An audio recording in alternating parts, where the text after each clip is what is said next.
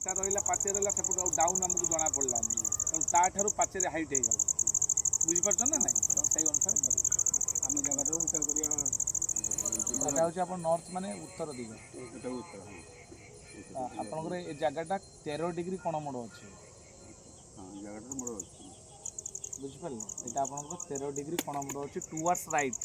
দক্ষিণ দিগ মানে ডাণ পটকু আপনার পাখাপাখি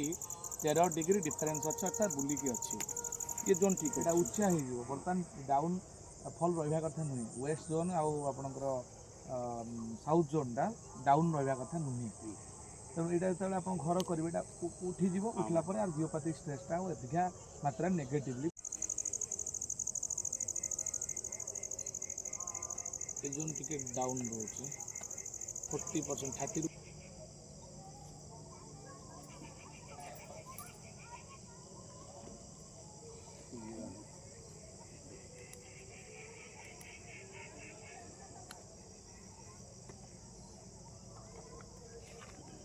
चाहिए प्रथम काम आपणकर घर करिकी रहिबा पूर्वरु सही पट्टा आपण पाचेरी आगे बुलेबे आउ को पट बुलांतु न बुलांतु सही पट्टा पाचेरी बुलेबे।